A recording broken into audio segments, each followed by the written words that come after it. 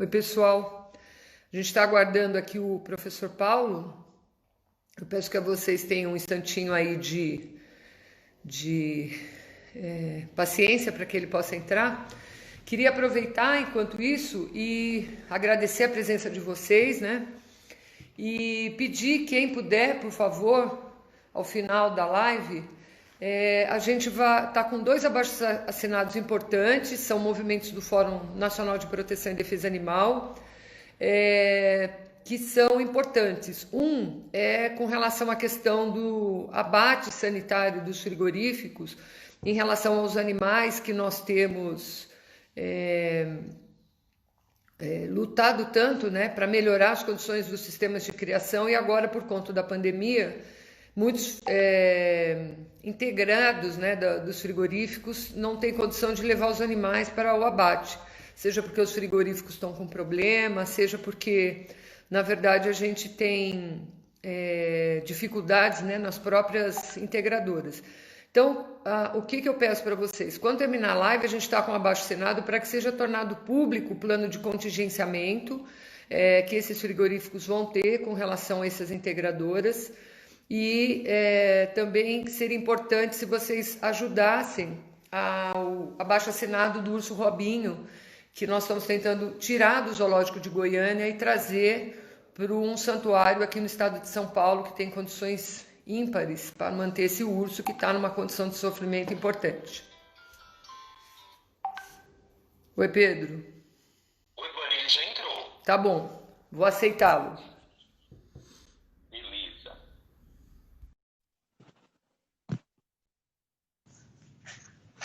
Oi, Vânia.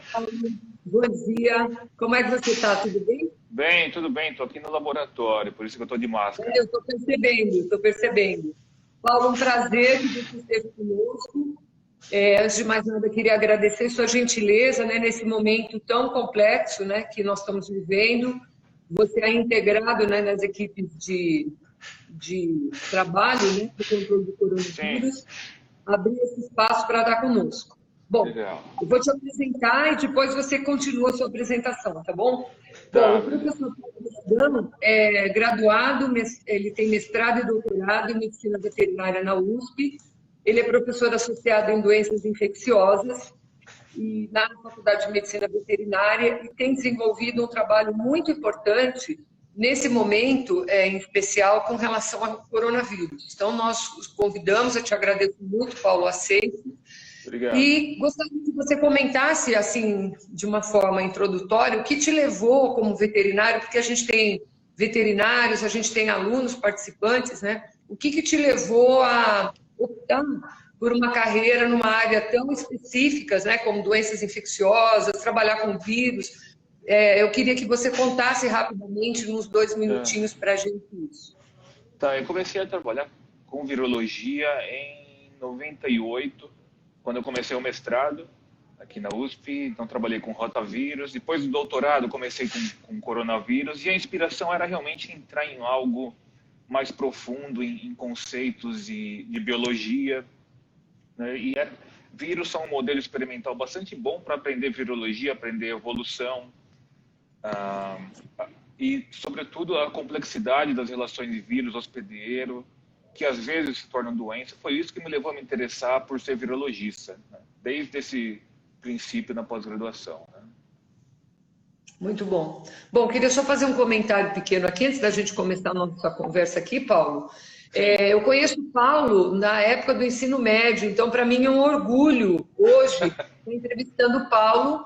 Eu me sinto realmente lisonjeada, Paulo, com esse privilégio, porque à medida que a gente vai envelhecendo, você vai chegar nesse ponto, é importante a gente saber que de alguma forma a gente participou da vida de profissionais tão importantes que estão hoje sendo um diferencial no momento difícil, não só no país, né, mas no mundo todo, em relação à ocorrência dessa doença. Então, me sinto lisonjeada em hoje você estar aceitando participar dessa live conosco aqui no fórum.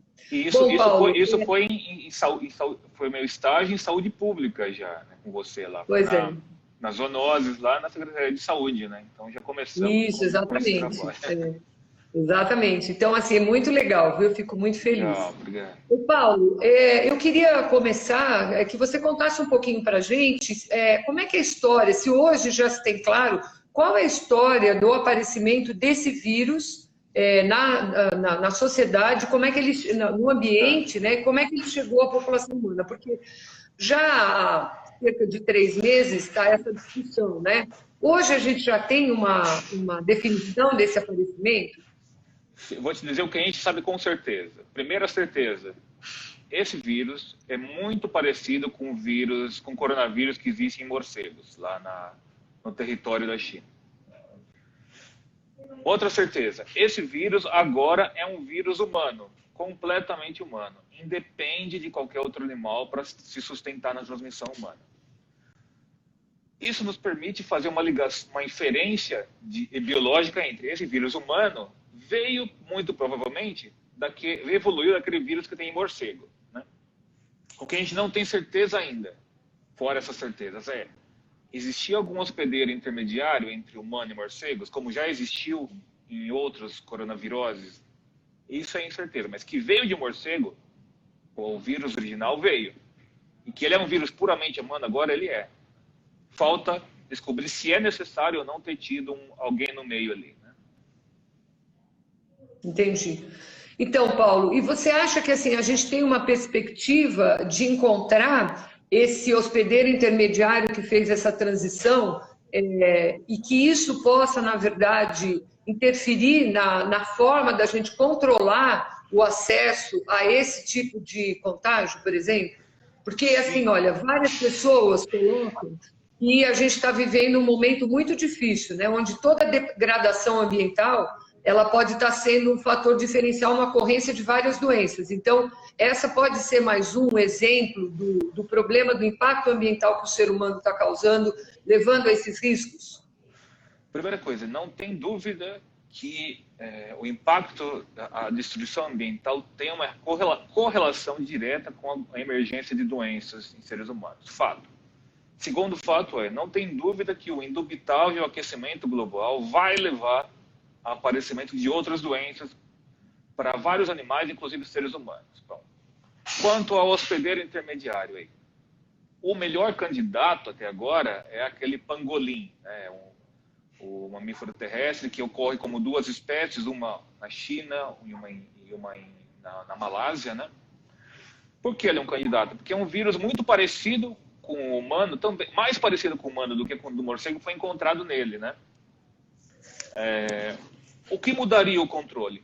Se a gente voltar para 2002, na pandemia de SARS, que começou na China também, e cujo vírus veio de morcego também, lá naquela época se encontrou como hospedeiro intermediário um outro mamífero terrestre, mas de uma ordem bastante diferente. Era a civeta, né? O civet cat, que não é um gato, mas é um viverrídeo, na verdade. Por que isso foi importante? Porque o controle foi feito sobre essa população desses animais. Onde se encontravam esses animais? Esses animais são usados na China para alimentação humana. Então existiam e existem fazendas para a criação desses animais. A ação nesses locais de diagnóstico dos animais infectados foi fundamental para controlar a doença em humanos. Se isso foi isso que, por isso, esse é um dos motivos que a SARS desapareceu da história, né? Uma coisa que a gente tem visto muito, Paulo, e talvez tenha ficado mais evidente agora, é que, por exemplo, o território ocupado na China pela população humana é uma área bem restrita, porque boa parte do território é impossível o convívio das pessoas. Então, na verdade, o país em si, porque tem uma população gigante, né, mais de 1 bilhão de pessoas, está distribuído, não está muito distribuído, ele está de uma forma muito concentrada. E o que a gente percebe é que os danos ambientais, porque a gente não pode esquecer que alguns anos atrás a gente via, né, a poluição, diversos problemas que estavam ligados à forma de viver que eles tinham.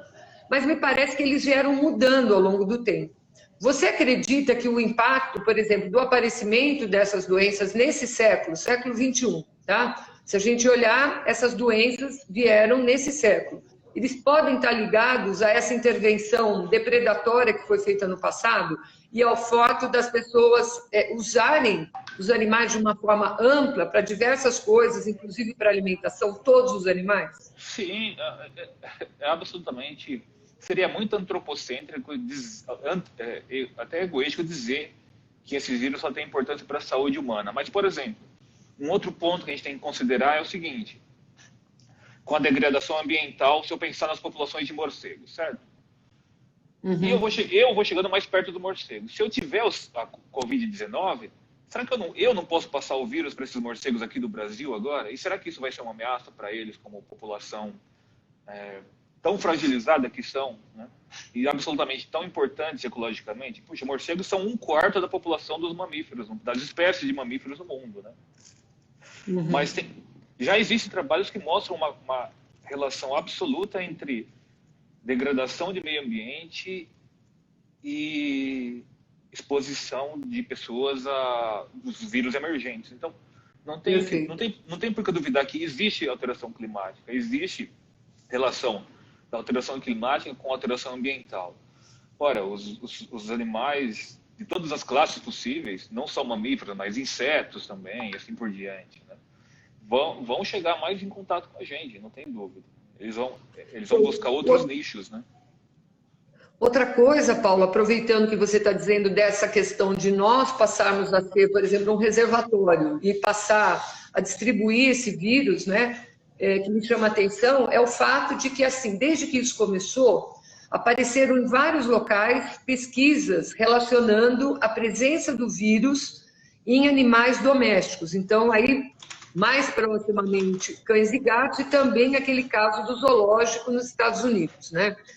Eu tenho ficado bem preocupada com o que eu tenho visto, e eu vou te perguntar o que você acha, né? O que você poderia adiantar para a gente sobre isso, porque me parece que algumas vezes tem uma tendência de dizer que os animais domésticos também participariam do ciclo de transmissão. E, na verdade, eu tenho lido, né, até pela gentileza de você me mandar muitos trabalhos, a professora Aline da Hora, que está conosco aqui também, queria agradecer. E, na verdade, o que eu vejo? Eu vejo que existe um equívoco, e a gente cria, já numa situação super complexa como a gente tem, né, da população não saber como fazer. O que você entende desse impacto em relação a esses trabalhos que estão sendo disponibilizados e que a imprensa, de uma forma geral, pega o trabalho e transforma numa matéria jornalística que muitas vezes tem uma manchete sensacionalista, mas quando você lê, para a gente que é técnico, a gente até consegue entender melhor. E o que eu tenho visto é que até revistas técnicas têm trazido essas matérias, né? E me preocupa o entendimento que os profissionais estão tendo sobre isso. Você pode fazer uma conversa um pouquinho com a gente sobre isso? Sim, isso a gente tem que analisar em diversas camadas. A primeira, a camada histórica. O que todo mundo tem, digamos, até no subconsciente ali, é que cães e gatos, em algum momento da história, dependendo da região geográfica, foram importantes para a transmissão de doenças, sobretudo para a raiva. Então foram. Isso ficou na memória das pessoas. Puxa, cão e gato, raiva. Não só na memória das pessoas, mas ainda lembrando que 55 mil pessoas no mundo morrem por raiva todo ano. E o maior reservatório para o humano são cães ainda. Então é histórico e mentalmente natural buscar culpar esses animais quando se tem alguma nova doença. Se transmite raiva, ele transmite esse coronavírus também, não entendo por que não. Isso é que nós vamos naturalmente pensar. Bom, a segunda camada, que é a da... Em algum momento eu vou chegar na camada dos fatos, okay? Mas a segunda camada, que é a camada das fake news. Bom, a gente é tão sensível a essas fake news porque a gente não tem uma formação científica mínima na nossa população. Todo mundo tem que ser cientista? Não tem que ser todo mundo cientista, mas todo mundo tem que ter alguma formação científica na escola. As pessoas têm que ser alfabetizadas no nosso alfabeto, ou no alfabeto que elas forem, sei lá, criadas, mas também tem que ser alfabetizadas em ciência, um pouco, o mínimo, né? Então, isso a gente não tem, isso nos torna suscetíveis a fake news. Um outro ponto que nos torna suscetível a fake news é que fake news é sempre mais interessante do que as real news, né? Por quê? É muito mais interessante, assim, muito mais emocionante eu pensar numa teoria conspiratória de que o vírus foi criado num laboratório na China, escondido no subterrâneo lá, para destruir o mundo, do que acreditar que, não, ele veio.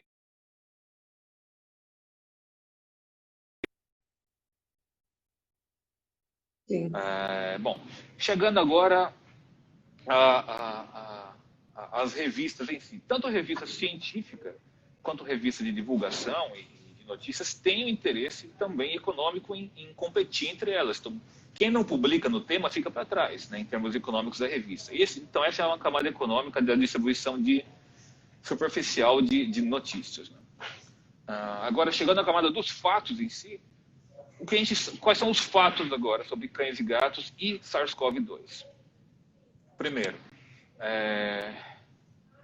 esses animais são suscetíveis à infecção por SARS-CoV-2?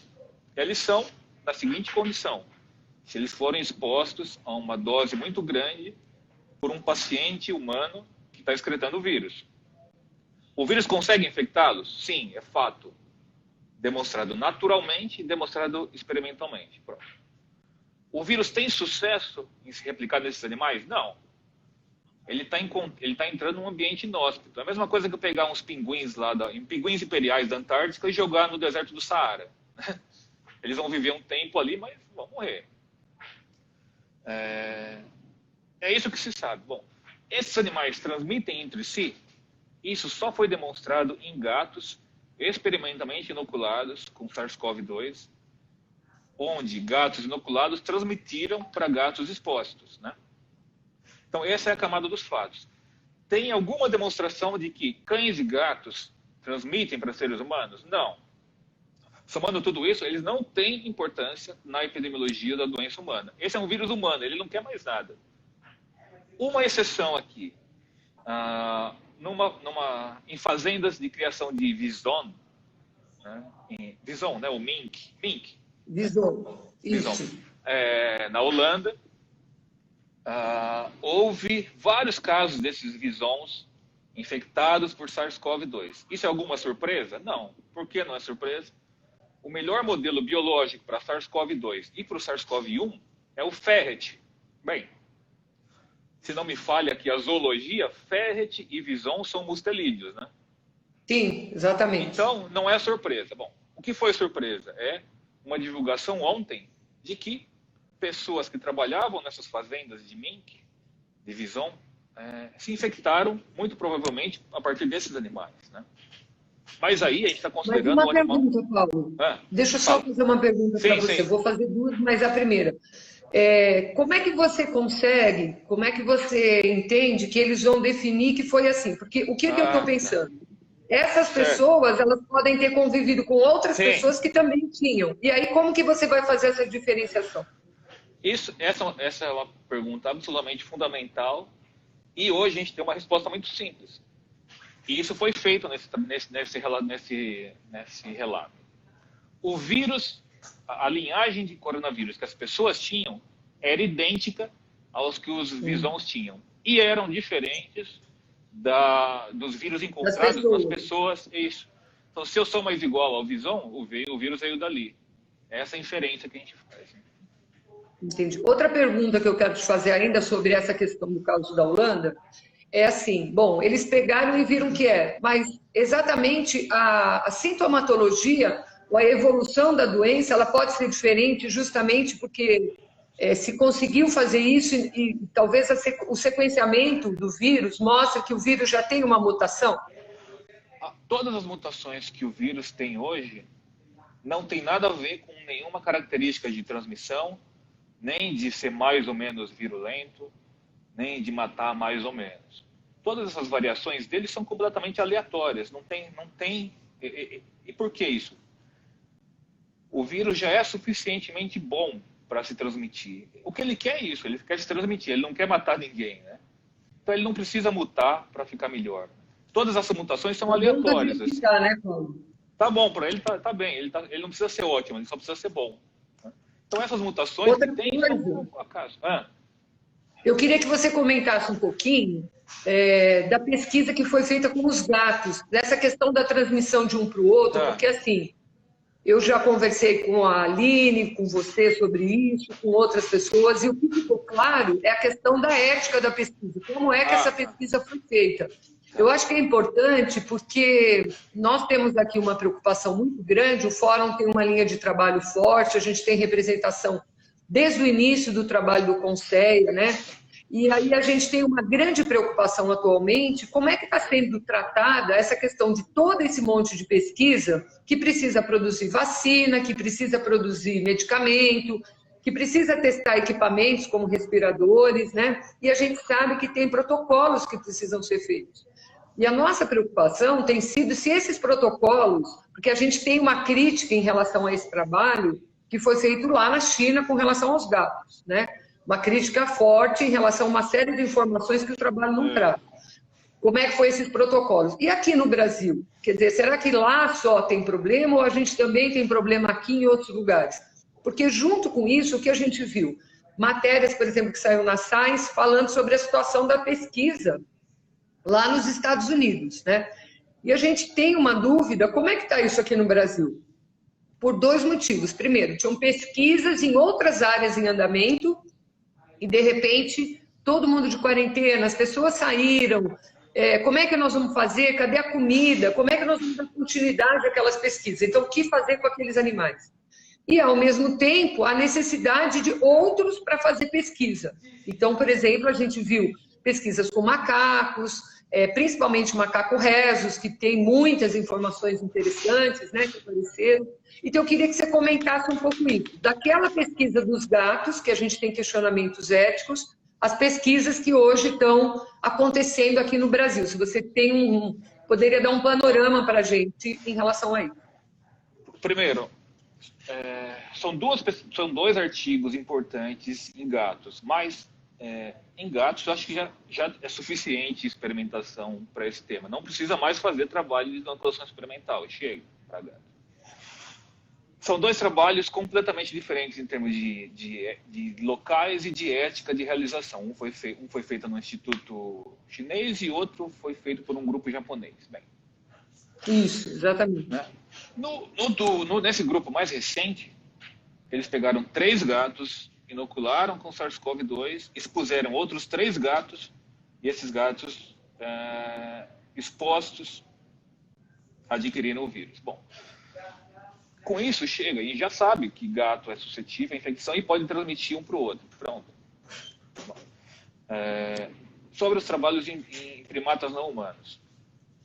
A gente não precisa de mais trabalhos para demonstrar um ponto importante, que nós podemos, é mais provável até eu passar por um desses animais para quem trabalha com conservação, trabalha com zoológico, trabalha direto com esses primatas não humanos. Nós somos um perigo para ele agora, mas ainda não entrei no cerne da sua pergunta, da ética, mas uma resposta é que a gente já tem suficiente experimentação animal para essas observações, certo?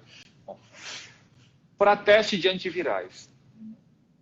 Hoje, com as tecnologias que a gente tem de bioinformática e de trabalhos in vitro, a gente consegue passar por milhões de antivirais candidatos, até mesmo sem precisar testar em animais. Eu tenho alguns trabalhos aqui com uma aluna de mestrado, no qual a gente faz só simulação em computador de teste de antivirais. Isso deveria ser feito antigamente, testando um por um em animais. E hoje, com o conhecimento que se adquiriu, não precisa mais fazer isso. Bom, e a sua pergunta é como andam os trabalhos de SARS-CoV-2 em animais no Brasil, é isso, né? Isso. Tá, bom. Isso. Não, não só com SARS-CoV-2, não é só isso. Também essas outras questões de pesquisa para medicamentos humanos, para vacinas, o equipamento. Então, se você pudesse falar as duas coisas, acho que seria importante. Porque não é só medicamento, né? Parece que o próprio equipamento, o desenvolvimento que foi feito do respirador, ele precisa passar por testes, né? Isso. Inclusive, os testes foram feitos aí na USP, né? Parece que na Poli. foram professores daqui que desenvolveram o respirador.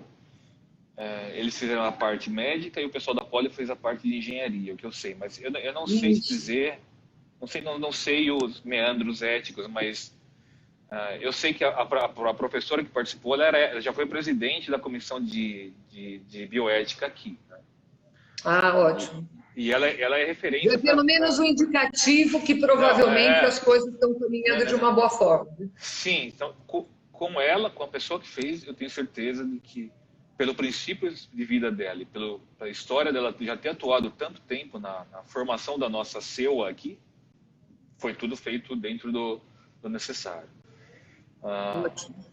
Não sei se eu não sei responder além disso em termos de bioética. Eu sei que só tem esses relatos.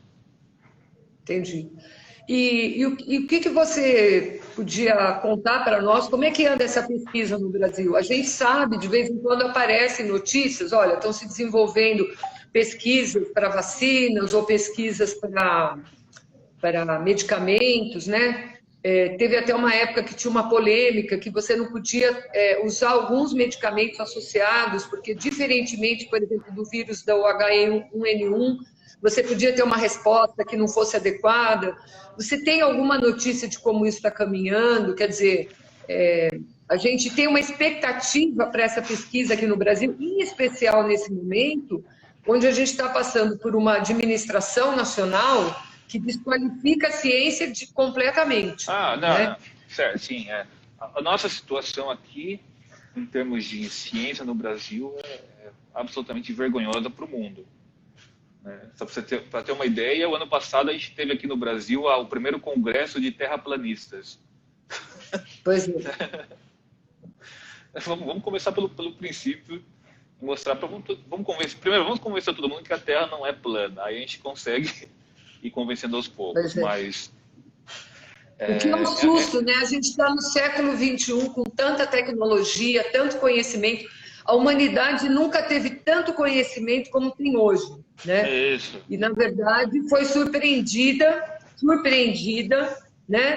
Com a ocorrência dessa doença, quando claramente existiam muitos indicativos, né? Muitas narrativas que indicavam esse caminho, né? E o que eu queria aproveitar e comentar com você, Paulo, uma pergunta que acabou de passar aqui. Se, por exemplo, esses testes que foram feitos, tanto com os primatas quanto com os gatos, pensando na modelagem matemática que você colocou, se seria possível a gente ter trabalhado com modelagem para avaliar essa questão nesse momento. Porque, assim, olha, uma coisa que para mim é muito clara é que com essa doença, parece que a gente está fazendo pensa num jogo, qualquer jogo que você queira, jogo de vôlei, basquete, futebol, o que você quiser.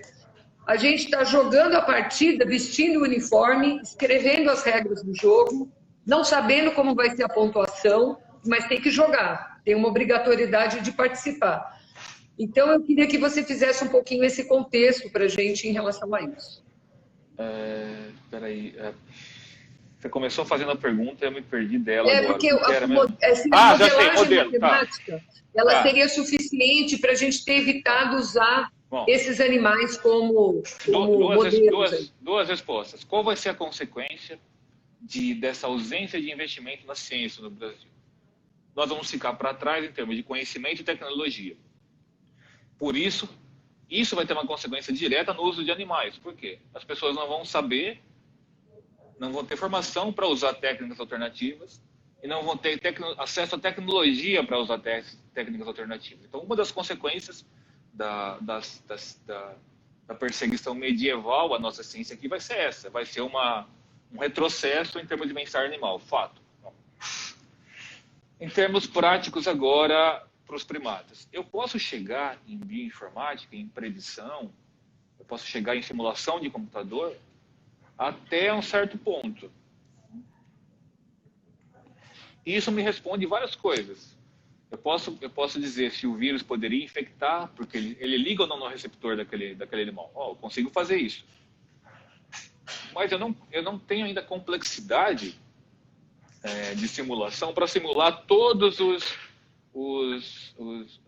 parâmetros que um hospedeiro completo teria. Então, se eu quiser, de fato, comprovar aquela hipótese, eu não tenho ainda como fazer isso só em simulação.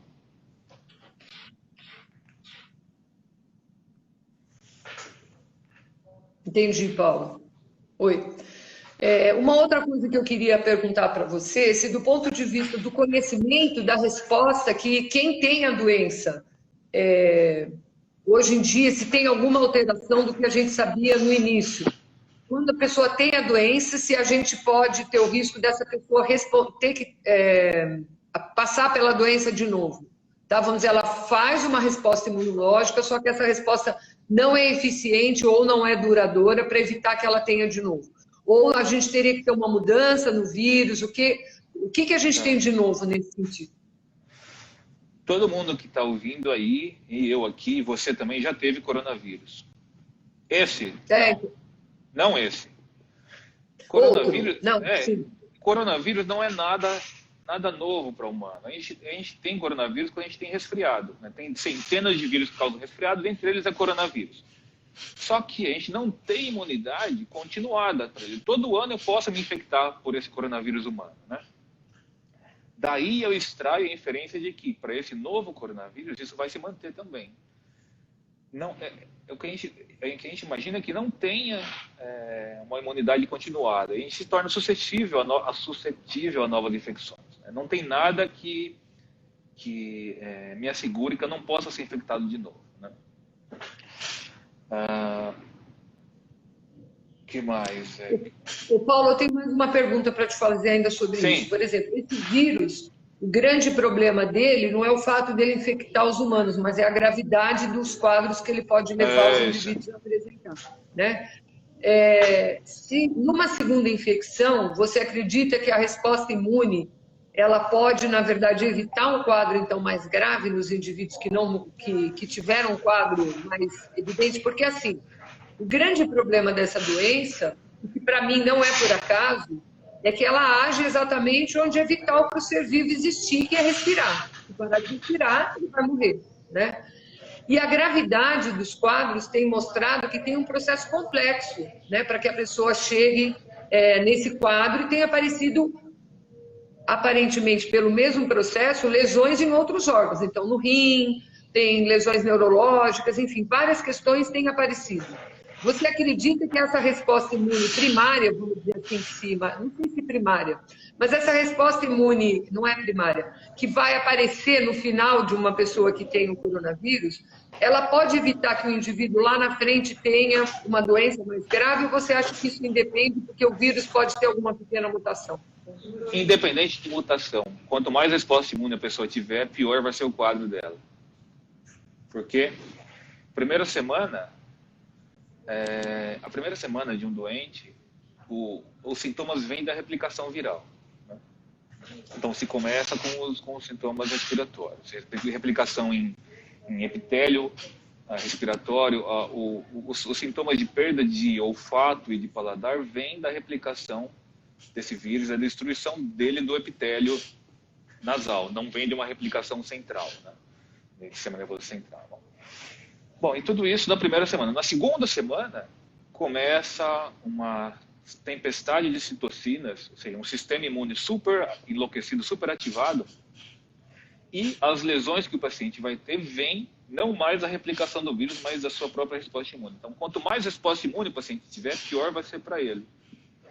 Por isso que, na segunda semana, um dos tratamentos é usar corticosteroides, é usar inibidores de citocina. Aí as coisas começam a ficar estranhas para o paciente a partir da terceira semana, porque aí começam a vir alterações de coagulação, que podem dar trombos, que por sua vez podem dar acidente vascular cerebral, ou tromboembolia pulmonar.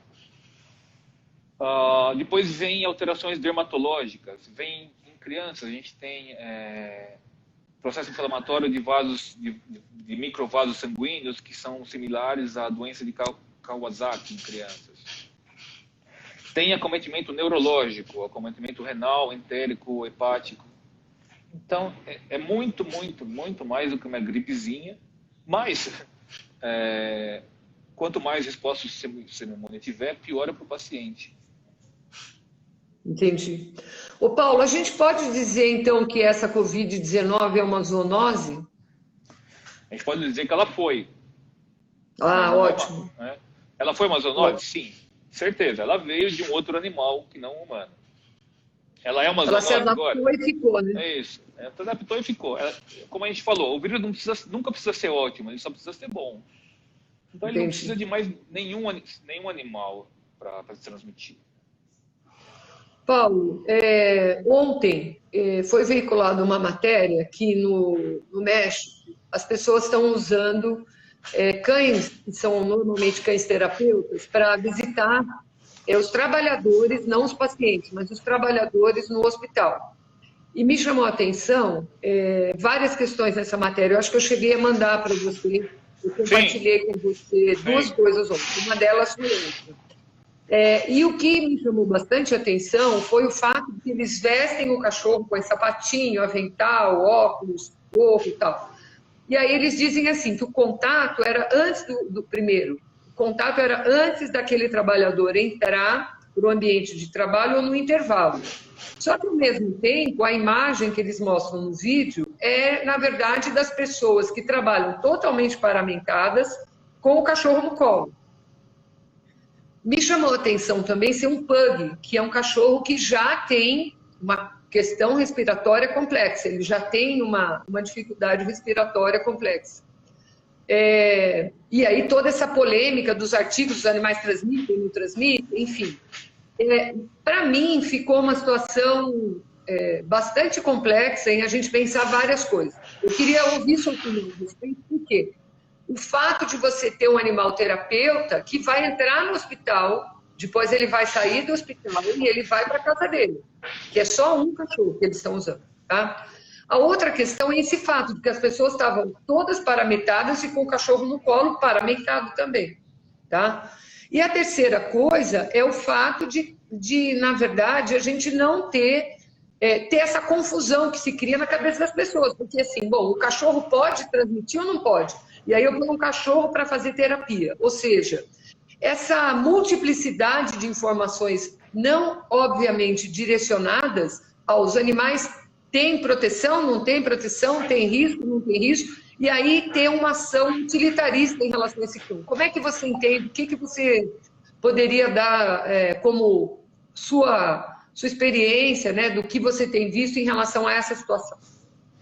Bom, de novo, vamos deixar os fatos falarem. O que dizem os fatos? Primeiro, o vírus, esse coronavírus e outros coronavírus podem ficar vivos, infecciosos, numa superfície de alguns minutos até 9 dias seguidos. É um tempo imenso ali, né? Colocamos em escala de dias o tempo que ele pode ficar infeccioso. Depende do quê?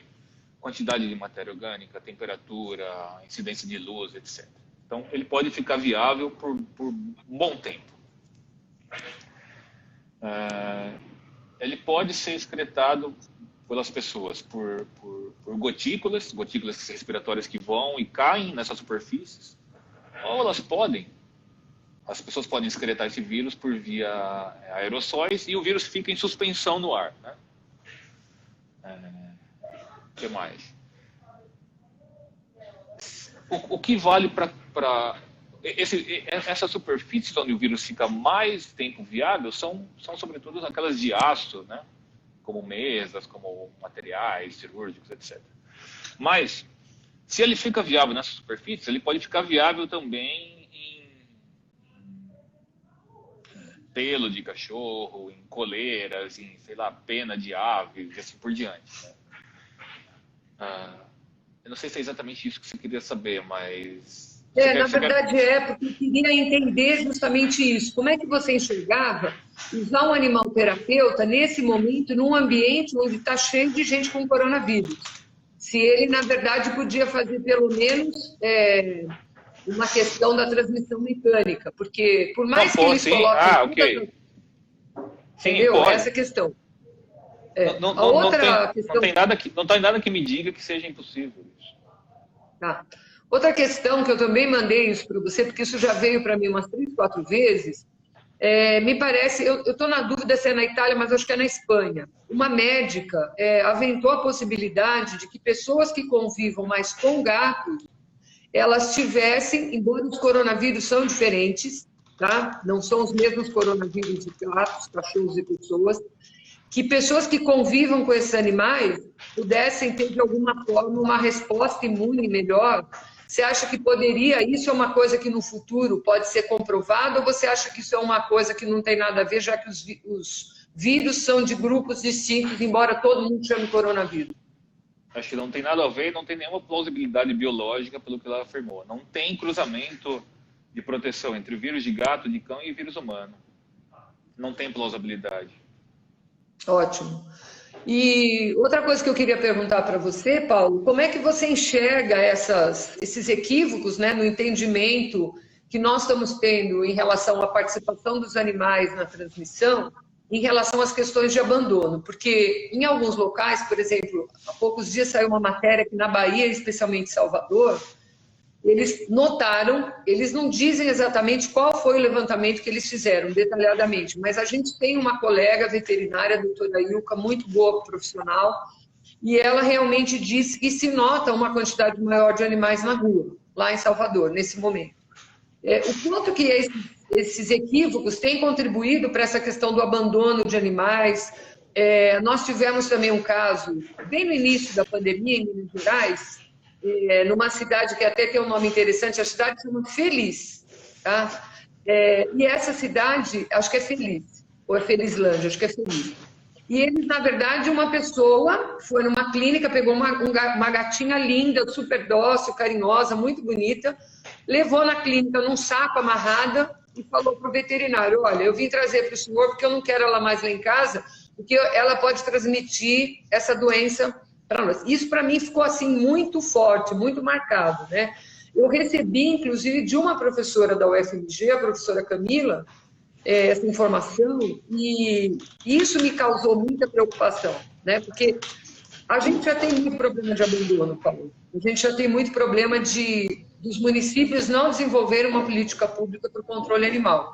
E nós sabemos que outras doenças, por exemplo, leishmaniose, a própria esporotricose, que é uma doença dos gatos, né, que ocorre nos gatos, mas ambas são zoonoses, elas também correm um risco de ter um crescimento nesse momento. Então, eu queria que você fizesse algumas considerações em relação a isso e, assim, como você acredita que a gente possa, quais seriam os meios eficientes de aproximar o conhecimento científico da população brasileira, que é uma população que tem pouquíssima informação em relação à ciência, como você falou. Se você tem uma ideia ou uma sugestão para a gente poder trabalhar com isso. Bom, sugestão não tem nenhuma outra, exceto fazer o que você está fazendo aqui. Esse seu trabalho de divulgação científica, eu espero que colonize a mente das pessoas e as torne imunes a notícias estúpidas que se tem por aí. Mas as pessoas fazem isso por uma reação, por ter ausência de capacidade de julgar, mas é simples falta de educação científica isso. A gente vive um período de estupidificação em massa, digamos assim, né? Então, as pessoas se tornaram muito menos interessadas em aprender, porque esse é um sistema de décadas aqui, as pessoas não aprenderem. Bem, mas o que vai acontecer mesmo é o que você falou aqui. Vai ter aumento de casos de fato humano de esporotricose, de leishmaniose, e outro que me preocupa de fato é raiva. A gente ainda tem em alguns estados do Nordeste, infelizmente, transmissão por raiva canina. Isso, você falou que na Bahia, né, houve um relato desses abandonos. Se isso começar a acontecer lá, vai potencializar os casos que já existem. Se isso começar a acontecer aqui, vai tornar possível que a raiva canina e felina voltem a nos ameaçar. E aí só vai ter uma, como falo, uma retroalimentação do fato. Mais animais abandonados, mais raiva, mais animais abandonados. E a gente vai voltar à era no qual a gente pegava animais com carrocinha e eutanasiava, né? Isso vai ser a consequência da falta de educação, vai ser isso.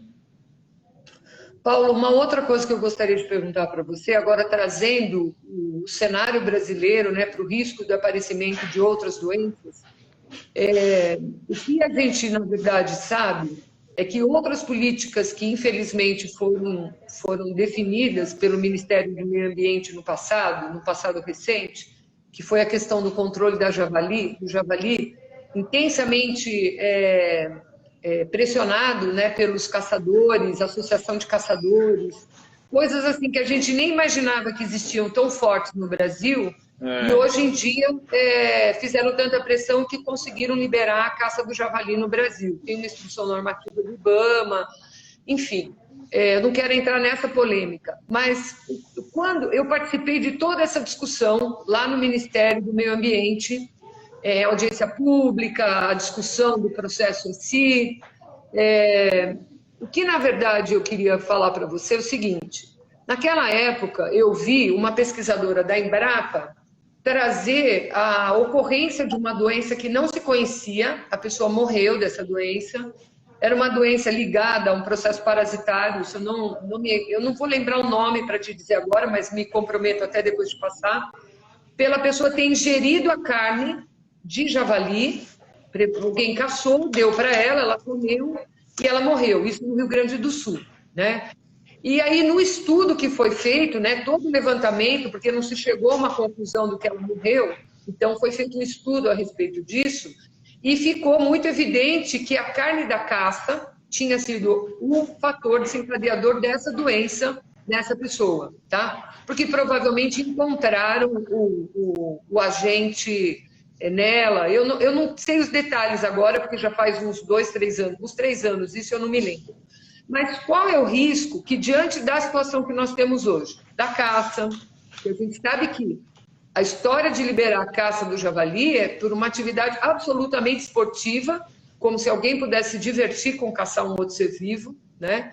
E, ao mesmo tempo, nós estamos tendo uma pressão fortíssima, né? O desmatamento do ano que aconteceu nos últimos meses foi o maior dos últimos 10 anos, principalmente na região da Amazônia, e agora a Mata Atlântica, né, que já tão duramente foi castigada em algumas regiões, por exemplo, no estado de São Paulo, a gente tem muitas áreas, né, onde ela se regenerou, inclusive se recuperou de alguma forma. Eu, inclusive, você é daqui de Jundiaí, sabe disso, a gente tem a Serra do Japi na nossa região, que é tão importante, né? Quanto você acha, se já existem pesquisas de novos agentes patogênicos que têm aparecido e que podem, na verdade, se transformar nas novas zoonoses que vão nos desafiar no futuro? Você acha que a gente tem essa possibilidade diante dessa pressão fortíssima que a fauna está sofrendo? Eu posso te dizer, porque trabalho aqui na Serra do Japi, e a quantidade de animais que a gente vê transitando próximos a nós é enorme. Muito mais, eu não vou nem ficar citando quais espécies, que são espécies muito importantes, mas que estão em harmonia, porque elas não vão chegar, porque elas têm alimento, elas têm abrigo, elas estão protegidas numa área de preservação ambiental, uma reserva. Mas quanto você acha que isso possa chegar subitamente diante do que a gente está observando? Hoje, a gente vê em matérias de jornais uma matéria muito clara do empresariado do agronegócio, do empresariado da construção civil, apoiando que a gente tem que fragilizar as legislações ambientais no Brasil, né, acabar com uma série de processos para liberar realmente o desmatamento, para ser bem objetivo. Eu queria a sua opinião sobre isso. Qual é o risco que isso traz hoje para o nosso país no ocorrência de uma outra doença que pode, no futuro breve, virar uma pandemia? Existem centenas de arbovírus, né, vírus transmitidos por vetores, né, por inseto, que foram isolados da Amazônia e que ninguém sabe ainda exatamente a consequência para a doença humana. Um centro importante para essas pesquisas é o Instituto Evandro Chagas, no Pará. Então, eles têm lá centenas de vírus, arbovírus, que eles acharam em mosquitos na Amazônia. Eles não sabem o que isso pode virar se passar para seres humanos ainda. Não dá tempo de acompanhar as pesquisas nesse termo. Bem, enquanto ainda existe a Amazônia, isso não deve durar muito tempo ainda, mas enquanto ela está lá, isso forma um tampão para a nossa proteção, né? os hospedeiros naturais dela ficam isolados da gente. Mas a gente vai chegar a ter contato com, não sei quais são os hospedeiros mamíferos, podem ser primatas, pode ser uma diversidade de roedores, pode ser morcegos. Mas conforme a gente vai chegando mais perto de lá, esses vírus de origem desconhecida, de canção desconhecida, que já estão isolados lá, vão entrar em seres humanos, é fato. Então, não tem nenhuma dúvida que, a força econômica é quem realmente controla ou não a preservação ambiental, não é a ciência. De fato, o interesse econômico é o que manda, não é a ciência, mas a gente no momento a gente perdeu, enquanto que outros países ganharam pela ciência. Né?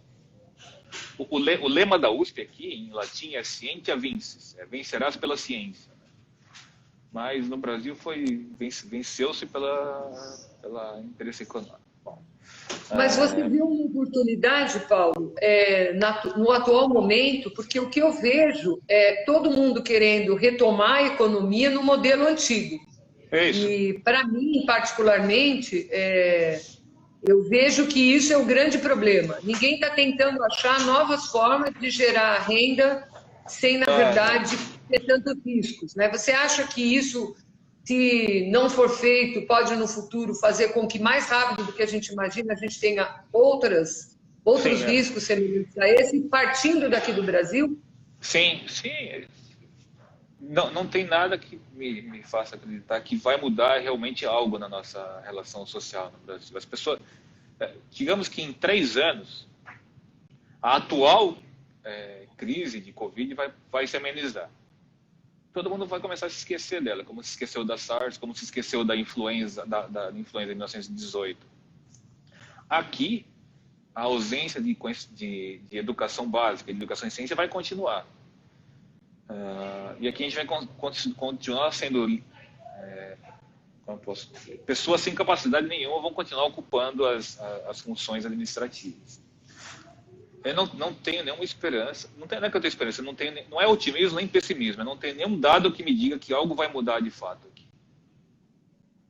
Isso não mudando, podemos esperar que zoonoses que são zoonoses permanecentes, né, tipo raiva, leishmaniose, sem dúvida vão ter aumento na sua frequência. Entendi. Infelizmente é isso. Aqui a gente vai voltando aos poucos à Idade Média, né? Sim. Paulo, a gente já está indo para o final aqui da nossa conversa, né?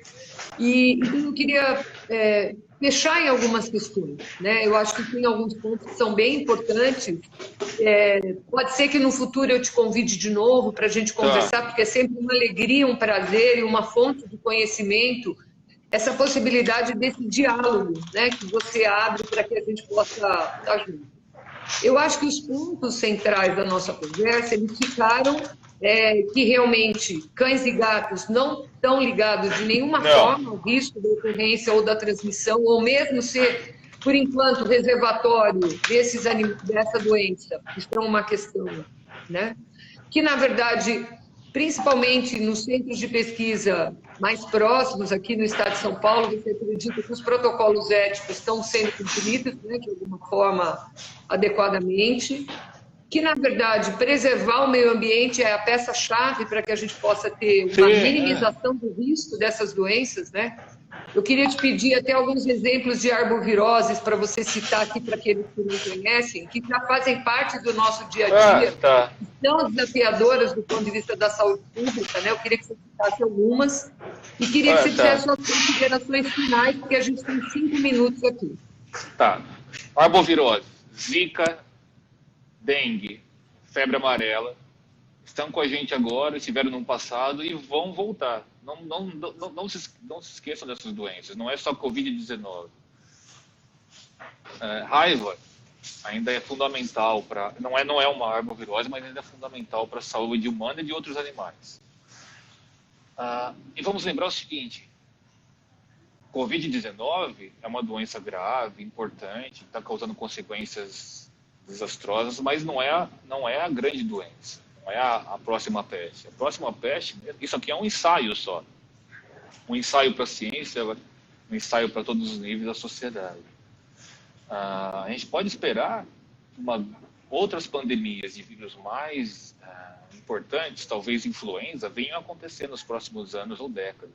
Então, o que a gente aprender agora aqui tem que ficar registrado na nossa história para podermos agir no futuro, quando realmente a grande peste voltar, né? Como houve em 1918, a gente se esqueceu dela, não se preparou para as novas.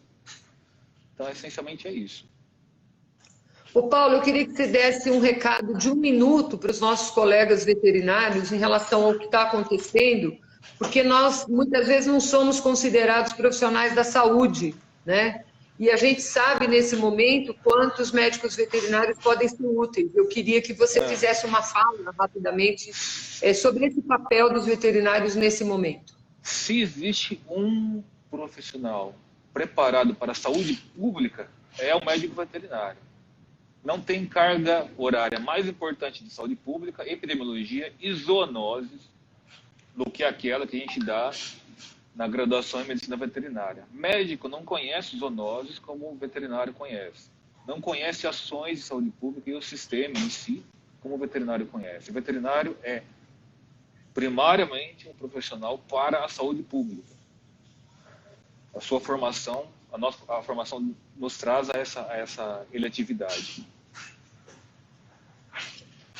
Bom, Paulo, eu queria primeiramente aqui te agradecer demais por esse espaço, essa nossa conversa, dizer para todo mundo que está aqui nos acompanhando que o Fórum Nacional de Proteção e Defesa Animal vai realizar nas próximas semanas outras lives em horários diferentes, então que vocês acompanhem essa divulgação, pedir um apoio para o Paulo também para divulgar, porque nós vamos fazer sempre discussões com pessoas técnicas, capacitadas, reconhecidas no cumprimento do seu papel profissional. A próxima semana, no período da tarde, na próxima quarta-feira, a gente vai ter a professora Aline da Hora, que é uma pessoa extraordinária, uma veterinária que é para a gente ter bastante orgulho, né, Paulo? Ela foi sua aluna de doutorado e, assim, eu acho que, assim, a gente vai se sentindo muito feliz, né, com esse crescimento, né, de profissionais competentes e responsáveis, em especial num cenário onde a educação está tão vilipendiada nesse país, né? Eu acho que isso é um ponto que a gente tem que considerar. A semana passada eu ouvi de um professor ele é presidente de um desses comitês da ciência brasileira, que ele disse o seguinte: no final da história, falem o que fizer, digam o que quiser, quem vai resolver o problema do que nós estamos enfrentando é a ciência, né? Então, eu acho que essa é a esperança que a gente tem, né? Que mais dia ou menos dia, desde que nós colaboremos, a gente possa ver esse resultado acontecer, né? Então, acho que isso é super importante.